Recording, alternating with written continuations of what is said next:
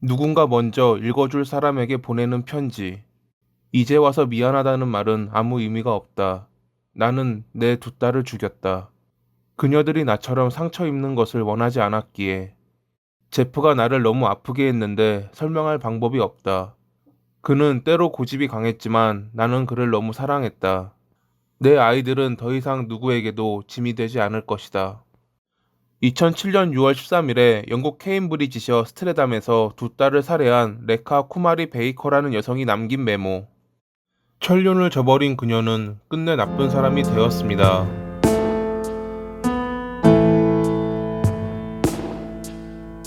1968년에 인도에서 태어난 레카는 가족들과 함께 영국으로 건너온 이민자였습니다.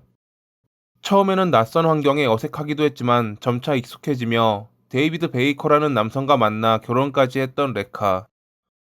1991년에 장녀 다비나를 비롯해 3년 뒤 차녀 제스민을 낳으며 행복한 가정을 이룰 것으로 보였지만 갈수록 레카는 무언가 불안한 징후를 보였습니다. 한 번은 다비나가 걱정스러운 행동을 한다는 선생님의 전화에 딸이 다니는 학교에 방문해 상담을 받은 적이 있었습니다.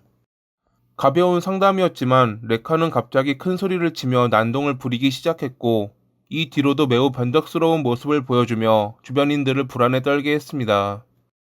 그렇게 공격적인 모습을 보이던 레카가 어느 날 수업 중인 다비나를 데려가야 한다며 학교에 방문했을 때 그런 그녀를 선생님은 주목했습니다.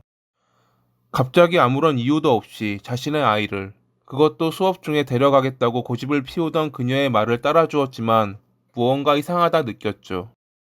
결국 선생님은 뒤를 쫓았고 인근 마트 주차장에 있는 차 안으로 들어가 대화를 나누는 모녀를 멀리서 지켜보았습니다.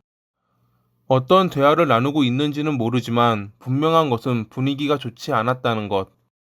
모녀의 언성은 높아지는 듯 했고 서로 무엇이 불만인지 화를 내기 시작하자 선생님은 더는 안 되겠다고 생각하며 사회복지기관에 신고했습니다. 얼마 뒤 레카는 우울증과 반응성 스트레스 진단을 받았고 한동안 학대를 의심한 사회복지기관의 감시를 받아야 했죠. 하지만 이 일로 인해 남편 데이비드와 사이가 안 좋아지며 2003년에 둘은 결국 이혼을 하게 됩니다. 이혼 뒤 데이비드가 두 딸의 양육권마저 가져가고 나서야 레카를 감시하던 사회복지기관은 감시를 끝낼 수 있었습니다.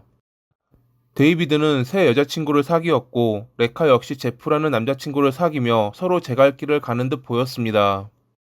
그렇게 끝났다면 안 좋은 추억으로 헤어지긴 했어도 서로에게 좋은 마무리가 되었겠지만 현실은 그렇지 않았죠. 항상 자신을 속박하려는 듯한 모습을 보이는 레카를 제프는 어느덧 피하기 시작했고 둘의 사이는 빠르게 어긋나기 시작합니다. 2007년에 웨이트리스로 일하고 있던 레카는 직장에서 해고당하며 제프에 대한 집착이 더 강해졌고 결국 그는 6월 11일에 그녀에게 이별을 통보했습니다. 레카는 문자로 제프에게 사랑을 표현하며 마음을 바꿔달라고 말했지만 그는 아무런 답장을 하지 않았습니다. 다음날 레카는 내 소식을 들을 마지막 기회라는 문자를 보냈지만 여전히 제프에게선 아무런 답장도 오지 않았죠. 이때부터 그녀는 자신의 불행이 모두 전 남편인 데이비드 때문이라고 생각했습니다. 자신과는 다르게 전 남편이 여자친구와 행복하게 지내는 모습, 딸들이 다른 여자와 함께 지낸다는 사실에 화가 치밀어 올랐던 레카.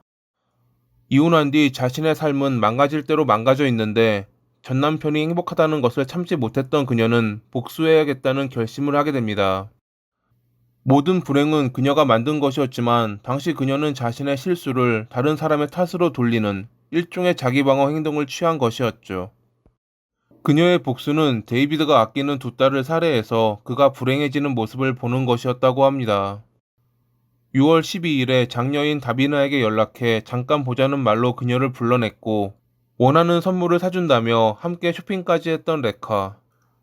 오랜만에 느낀 어머니의 사랑에 딸은 동생을 데리고 레카의 집에서 하룻밤 자기로 합니다. 데이비드 역시 딸의 그런 마음을 존중해주며 내일 보자는 말을 했죠. 그것이 부녀의 마지막 대화일 줄은 당시 그는 꿈에도 상상하지 못했을 것입니다. 그날 밤 침대에 누워서 레카에게 오늘 쇼핑이 즐거웠다며 다음과 같은 문자를 보냈던 다비나. 감사합니다. 정말 즐거웠어요. 진심으로 정말 사랑해요. 언제까지나. 그녀는 직접 말하기는 부끄러웠지만 여전히 어머니를 사랑하고 있었기에 같은 집에 있으면서도 문자를 보냈던 것입니다. 문자를 보고 레카는 잠시 흔들렸지만 끝내 데이비드를 불행하게 만들어야 한다는 생각에 결국 계획을 실행했습니다. 다음날 새벽 2시 30분 무렵 레카는 미리 사두었던 흉기를 들고 방에서 아무것도 모른 채 자고 있는 딸들을 살해했죠. 다비나의 경우 도중에 잠에서 깼는지 반항한 흔적이 남아 있었지만 둘째는 자는 도중 살해된 듯 다비나에 비해 자상의 수가 적었다고 합니다. 얼마 뒤 체포된 그녀는 자신이 차를 타고 가다가 자살할 생각이었다고 경찰에게 말했지만 검찰은 그녀가 자살을 시도한 증거가 없다고 지적했습니다. 처음에 보여드린 메모로 인해 그녀의 계획적 범행이 드러났기에 그녀가 할 수 있는 것은 자신의 정신 이상을 주장하는 것이었습니다. 사건을 맡았던 검사는 자신의 25년 검사 생활 중 최악의 사건이라며 그녀의 어떠한 주장도 변명받게 되지 않는다는 말을 하기도 했죠. 2009년 9월 22일, 재판부는 레카에게 33년 뒤에 가석방 신청 가능한 종신형을 선고했습니다. 최소 72살이 되는 2040년이 되어서야 사회로 나올 기회가 주어지는 레카.